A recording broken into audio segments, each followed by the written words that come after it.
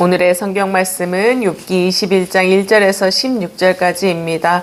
우리 한 절씩 교독하시고 마지막 절 함께 읽겠습니다. 욥이 대답하였다. 너희는 내 말을 건성으로 듣지 말아라. 너희가 나를 위로할 생각이면 내가 하는 말에 귀를 기울여라. 그것이 내게는 유일한 위로이다. 내게도 말할 기회를 좀 주어라. 조롱하려면 내 말이 다 끝난 다음에나 해라. 내가 겨우 썩어질 육신을 두고 논쟁이 나가겠느냐. 내가 이렇게 수해줘야 할 때에는 그럴 이유가 있다. 내 곤경을 좀 보아라. 놀라지 않을 수 없을 것이다. 기가 막혀 손으로 입을 막고 말 것이다. 내게 일어난 일은 기억에 떠올리기만 해도 떨리고 몸에 소름이 끼친다. 어찌하여 악한 자들이 잘 사느냐. 어찌하여 그들이 늙도록 오래 살면서 번영을 누리느냐. 어찌하여 악한 자들이 자식을 낳고 자손을 보며 그 자손이 성장하는 것까지 본다는 말이다. 그들의 가정에는 아무런 재난도 없고 늘 평화가 깃들며 하나님마저도 채찍으로 치시지 않는다. 그들의 셋손은 틀림없이 새끼를 낳게 하며 암소는 새끼를 낳을 때마다 잘 떠난다. 어린 자식들은 바깥에다가 풀어놓으면 양떼처럼 뛰논다. 소고와 검은 거에 맞춰서 목청을 돋우며 피 소리에 어울려서 흥겨워하는구나. 그들은 그렇게 일생을 행복하게 살다가 죽을 때에는 아무런 고통도 없이 조용하게 스올로 내려간다. 그런데도 악한 자들은 자기들을 그냥 좀 내버려 두라고 하나님께 불평을 한다. 이렇게 살면 되지. 하나님의 뜻을 알 필요가 무엇이라고 한다. 전능하신 분이 누구이기에 그를 섬기며 그에게 기도한다고 해서 무슨 도움이 되겠느냐고 한다. 그들은 자기들의 성공이 자기들 힘으로 이룬 것이라고 주장하지만 나는 그들의 생각을 용납할 수 없다. 아멘, 아멘. 예, 요즘 밤에 주무시기에 좀 편안하시죠? 날씨가 좀 선선해져서 참 감사합니다. 너무나 신기한 것은요, 더위가 그렇게도 가시지 않고 밤에도 열대야가 있었는데요. 비 한 번으로 인해서 이렇게 조금 선선해지는 걸 보면 하나님은 정말로 위대하시고 놀라우시다. 또 날짜가 가면 그렇게 무더위가 물러가지 않을 것 같은데 절기에 따라서 이렇게 또 시원함이 찾아오니 하나님은 어떻게 이렇게 신실하실까? 어떻게 이렇게 변함이 없으실까 하는 생각을 합니다. 그 변함없으신 하나님, 놀라우신 그 하나님의 은혜가 오늘 우리에게 임하리라 믿습니다. 예, 오늘 욥기를 보는데요. 욥기는요, 구조적으로 보면 아주 명확합니다. 서론, 본론, 결론으로 이루어져 있는데요. 앞에 1장에서 3장까지는 서론에 해당하고 4장에서 마지막 한 장을 남겨둔 41장까지는 본론, 그리고 마지막은 결론입니다. 이 가운데 본론은요, 또 아주 간결하게 우리가 설명할 수 있어요. 세 친구와 변론하고 또 욥이 거기에 대해 답변한 거, 또 그 뒤에 또 일부분은 욥의 고백 이렇게 나와 있습니다. 그래서 구조적으로 보면 아주 간단하게 되어 있는 그러한 성경 말씀이라고 생각하시면 되겠습니다. 그 중에 이제 4장에서 이 27장까지는요, 욥과 세 친구가 변론하는 내용이 나와 있고, 또 특별히 오늘 15장에서 21장은 그 세 번의 변론 중에 두 번째 세 친구와 하는 변론에 해당합니다. 20장과 21장은요, 두 번째 변론인데 특별히 오늘 21장은 그 소발과의 두 번째 논쟁에서 욥이 대답하는 그러한 내용으로 구성되어 있습니다. 이들은 과연 무슨 논쟁을 벌이고 있을까요? 원래 욥의 세 친구들은 왜 찾아왔나요? 욥이 너무 고통을 당하고 있으니까 그것을 위로하기 위해서 찾아왔습니다. 그런데 우리가 욥기를 보면 알 수 있듯이 욥의 친구들은 그를 위로한답시고 어떤가요? 비난하는 말만, 어떻게 보면 상처 주는 말만 계속합니다. 대부분이 어떤 내용인가요?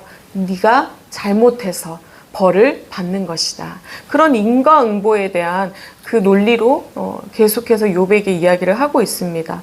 욥을 판단하고 정죄하는 내용이 계속 되는데요. 다른 두 친구와 마찬가지로 이 소발도요, 계속해서 악인은 멸망한다고 그렇게 주장을 합니다. 악인은 모두 징계를 받는다. 그러니까 징계를 받고 있는 너는 악한 일을 한 것이다. 이렇게 이러한 논리로 사실은 욥에게 상처를 주고 있습니다. 욥이 바로 죄인이라는 것을 계속해서 논쟁을 하는데요.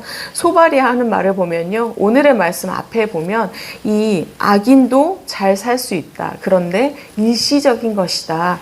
그리고 극적으로는 나중에는 멸망을 하게 된다. 결국은 악인이 멸망하게 되고 하나님의 심판이 임하게 될 것임을 그렇게 이야기합니다.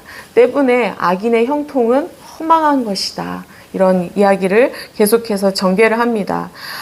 그리고 그 가운데 특별히 부정하게 부를 축적한 그것에 대해 언급을 하면서 악인이 이렇게 배를 불리는데 어떻게 해요? 나쁜 방법으로, 부정한 방법으로 배를 불리면 하나님께서는 반드시 진노하실 것이다. 그런데 너에게 일어난 일을 보아라. 너 지금 그렇게 하나님의 진노를 받고 있지 않니? 너의 재산이 다 없어지지 않았느냐? 왜? 네가 그렇게 부정한 방법으로 축적했기 때문에 하나님께서 너에게 그렇게 진노하신 것이고 징벌하신 것이다. 그렇게 주장을 합니다. 이 소발의 주장에 대해서 오늘 욥이 어떤 말을 하는지 오늘 살펴보고자 합니다. 욥은 먼저요, 소발에게 그런 인과응보의 말을 나에게 하는 것보다 무엇이 더 낫냐? 내 말을 들어주는 것이 더 낫다. 그것이 유일한 위로라면서 자신의 말을 들어주기를 청합니다. 우리가 친구들이라고 지혜자들이라고 하는 이들이 얼마나 이 욥의 심령을 상하게 했는지 욥기서를 보면 계속해서 알 수 있죠. 근데 이것이 바로 우리의 모습임을 우리는 확인할 수 있습니다. 우리가 때때로 누군가를 위로한다고 만났을 때 우리의 입술이, 우리의 마음이 어떤 마음을 품나요? 물론 그들을 위로하기 위해서 만납니다.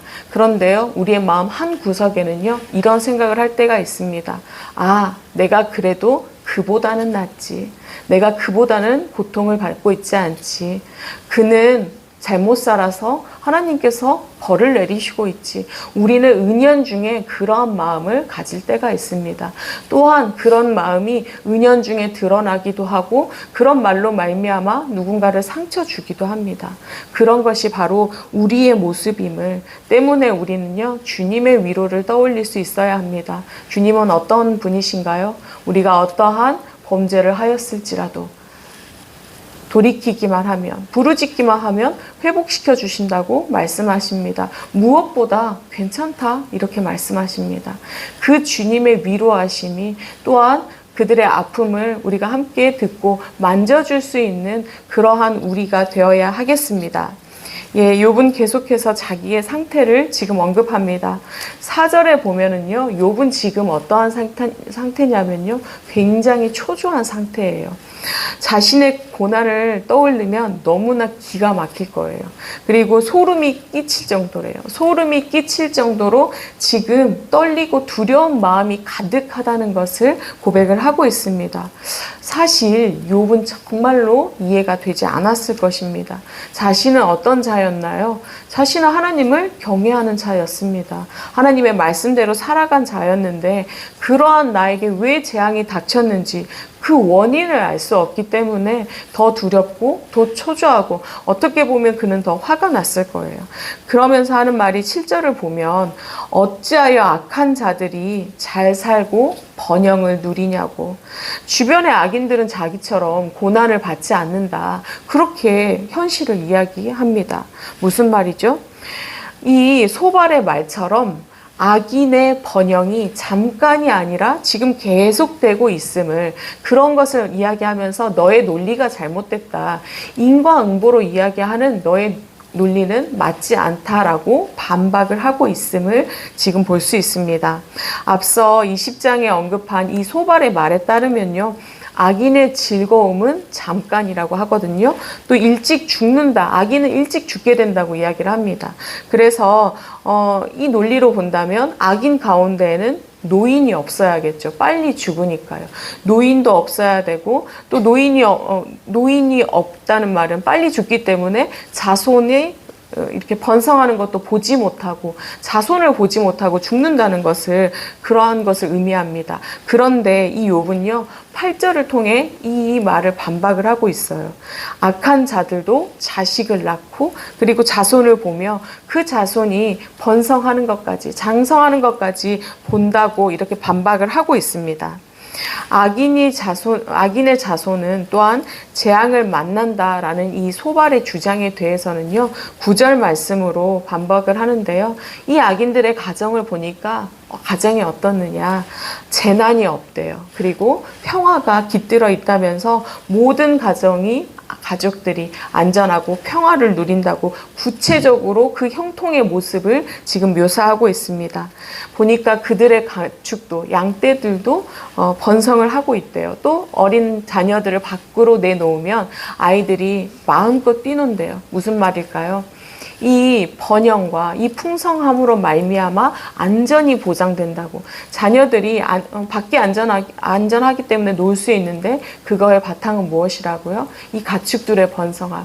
그러니까 우리의 재물의 번성함으로 말미암아 우리 안에 이런 형통함이 있다, 안전함이 있다. 악인들은 바로 이렇게 살아간다라고 지금 이야기를 하고 있습니다.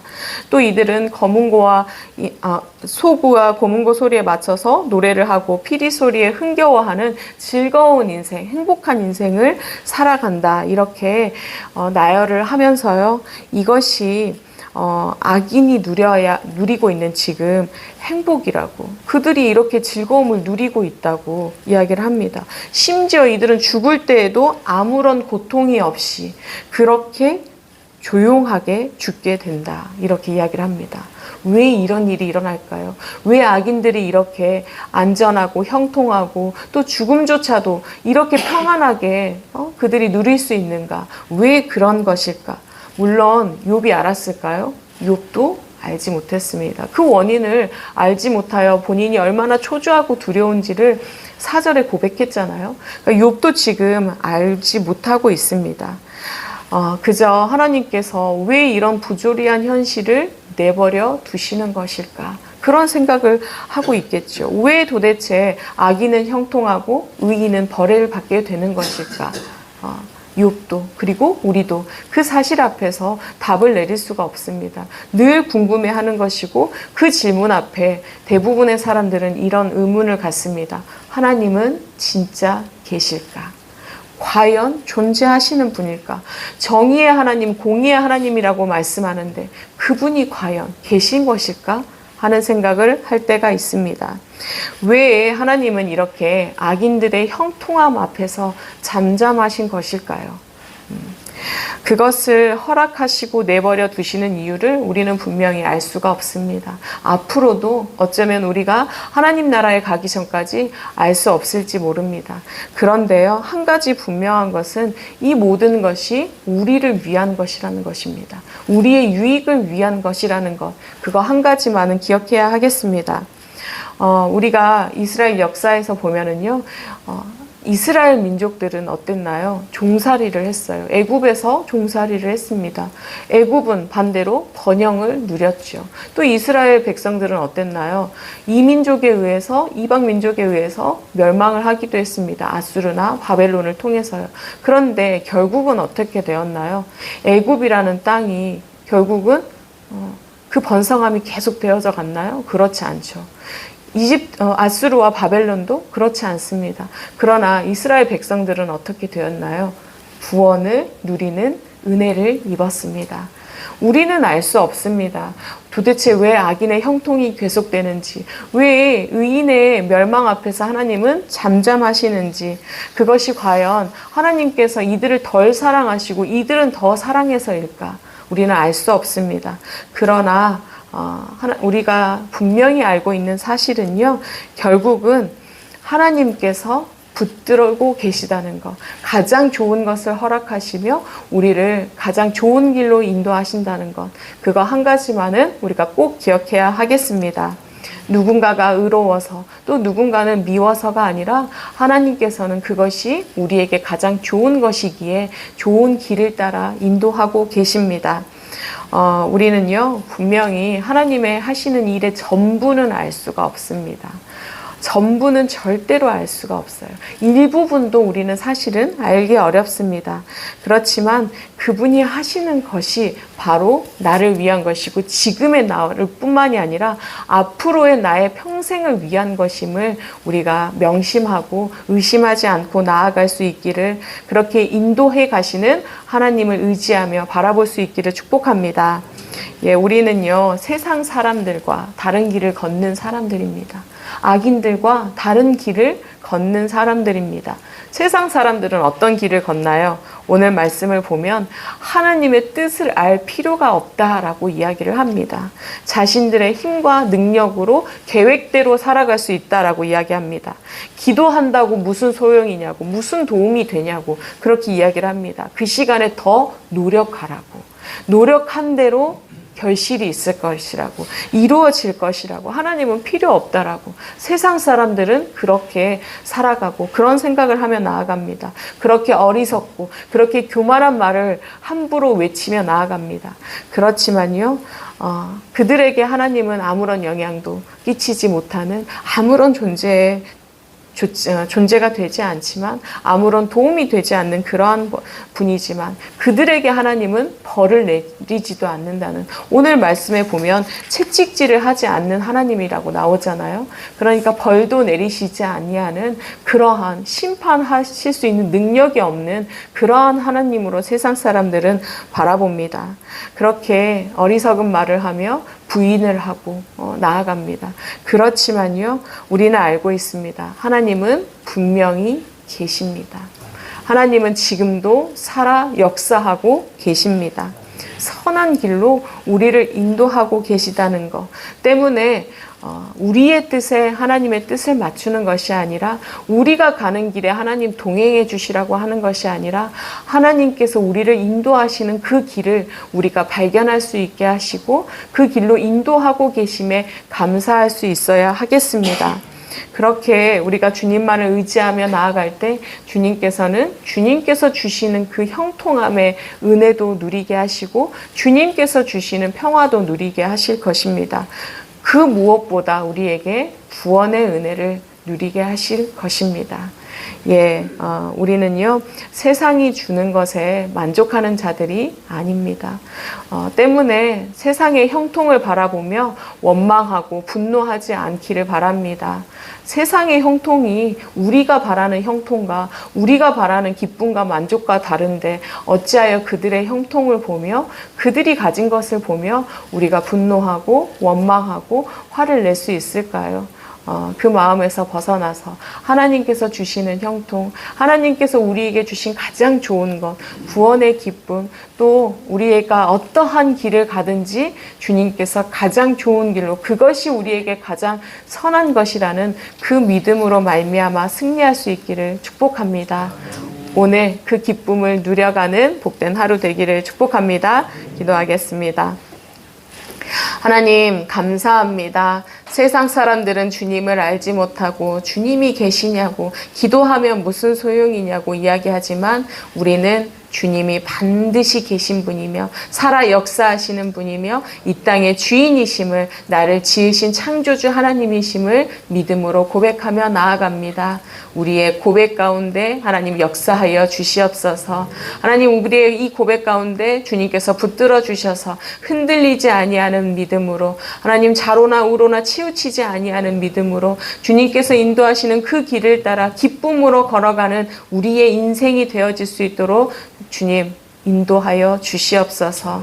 하나님, 그러나 갈 때에 우리가 원망하기도 합니다. 분노하기도 합니다. 슬퍼하기도 합니다. 누구는 그렇게 평안하게 살아가는데, 누구는 그렇게 누리고 살아가는데 어찌하여 나만 겪는 고난이냐고 그렇게 원망하며 나아갑니다. 그러나 하나님, 그것이 헛된 것임을 알게 하시고 주님은 반드시 우리에게 선한 것을 허락하시며 가장 좋은 길을 인도하시는 그 분이심을 기억하며 주님께서 주시는 그 구원의 기쁨으로, 주님께서 주시는 형통함의 기쁨으로, 평안의 기쁨으로 무장하며 나아갈 수 있도록 또한 붙들어 주시옵소서.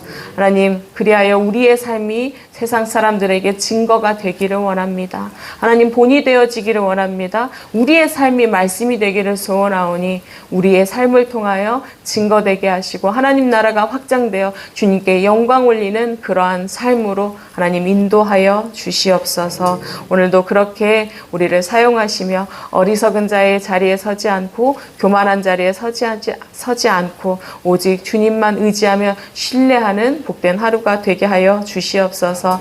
특별히 오늘 하루도 말씀으로 열어가시니 하나님 감사합니다.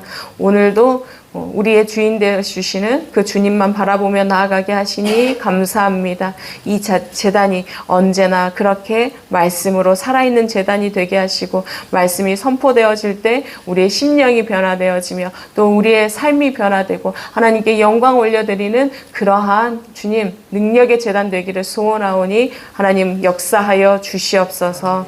특별히 이를 위하여 담임 목사님과 사역자들 귀한 지도자들 아버지 세워주셔서 감사합니다. 그들을 통하여 이루실 그 주님의 은혜와 주님의 이 놀라우신 은혜를 우리가 바라보며 나아가오니 주님 주장하여 주시옵소서. 절대로 어리석은 자 우리의 뜻대로 악인들의 생각대로 나아가는 것이 아니라 주님의 뜻을 바라보며 주님께서 이루실 것을 바라볼 수 있도록 겸손한 자리에 있게 하시고 말씀 보며 나아갈 때 하나님 더 겸손히 우리에게 임하여 주시라고 그렇게 고백하며 나아갈 수 있도록 우리의 심령을 붙들어 주시옵소서.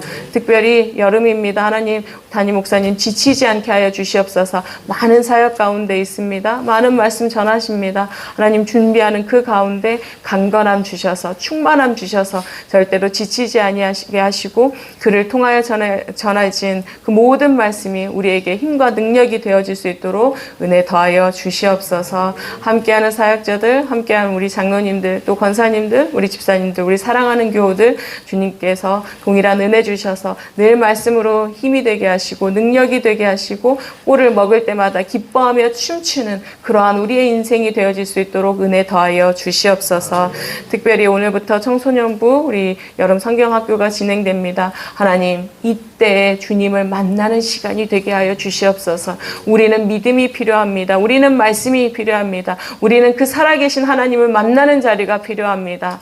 오늘 이 자리가 만남의 자리가 되게 하여 주시옵소서. 우리의 인생이 변하며 주님의 비전을 바라보며 주님만이 나의 주인이심을 고백하며 나아갈 수 있는 자리가 되기를 간절히 소원하오니 하나님 강권적으로 역사하여 주시옵소서. 말씀 전하시는 목사님 또 함께하는 우리 교사들 또 준비하는 모든 손길들 위해 특별히 기도로 준비하여 나아가는 그들의 심령 가운데 먼저 역사하여 주셔서 믿음으로 나아가게 하시고 선포되어지는 그 모든 과정 가운데 하나님의 살아계심을 주님의 통치하심을 나타내시고 고백하며 엎드려지는 복된 시간 되게 하여 주시옵소서. 오가는 길 주님 지켜주시옵소서. 먼 길 오갑니다. 하나님 주님께서 자연의 주인 되어 주시오니 주님 폭우가 있지 않게 하시고 폭염이 있지 않게 하시고 안전함으로 말미암아 모든 과정 가운데 임하여 주시는 그 주님께 영광 올려드릴 수 있도록 주님 축복하여 주시옵소서. 오늘도 어려움 가운데 있는 이들이 있습니다. 재해로 말미암아 삶의 터전을 기반을 잃은 자들이 있습니다. 하나님 주님께서 그들의 위로자가 되시오니 찾아가 주시옵소서. 또한 함께 주님께서 붙여주신 축복의 손길을 통하여 도움의 손길을 통하여 그들이 은혜 입기를 소원합니다.